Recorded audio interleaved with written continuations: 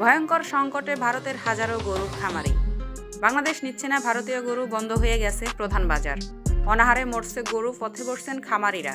কি ঘটছে সীমান্তে জানুন এই ভিডিওতে। ভারতের পশ্চিমবঙ্গ, বিহার ও আসামের হাজারো খামার এখন গরুতে ঠাসা, কিন্তু সেগুলো বিক্রির কোনো রাস্তা নেই। বছরের পর বছর বাংলাদেশই ছিল এসব গরুর সবচেয়ে বড় ক্রেতা। ঈদের আগে বা উৎসবের সময় সীমান্ত পেরিয়ে লাখ লাখ গরু ঢুকত বাংলাদেশে, কিন্তু এখন বাংলাদেশ সরকার কড়াকড়ি আরোপ করেছে, নিয়ন্ত্রণ করছে সীমান্ত দিয়ে গরু প্রবেশ। এই নিয়ন্ত্রণে সবচেয়ে বড় ধাক্কা খেয়েছে ভারতের ছোট ও মাঝারি খামারিরা। অনেকেই ঋণ করে গরু কিনেছিল ঈদের বাজার ধরার জন্য, কিন্তু এখন সেই গরু বিক্রি না হওয়ায় তারা নিঃস্ব। একজন খামারি বলেন, প্রতি গরুতে 50,000 টাকা লস করছি, ব্যাংকের কিস্তি দিতে পারছি না। বাংলাদেশ এখন নিজ দেশে গরু উৎপাদন বাড়িয়েছে। স্থানীয় খামারিরা চায় না বিদেশি গরু বাজার দখল করুক। পাশাপাশি সীমান্ত দিয়ে অবৈধ গরু প্রবেশ ঠেকাতে বিজিবি এখন আরও কঠোর। ফলে ভারতীয় গরু এখন সীমান্তেই আটকে আছে।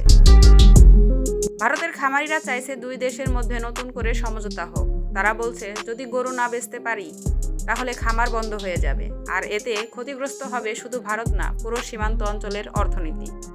ভারতের গরু যাবে না বাংলাদেশে, তাহলে কার লাভ? এই সংকট সমাধান কি আদৌ সম্ভব?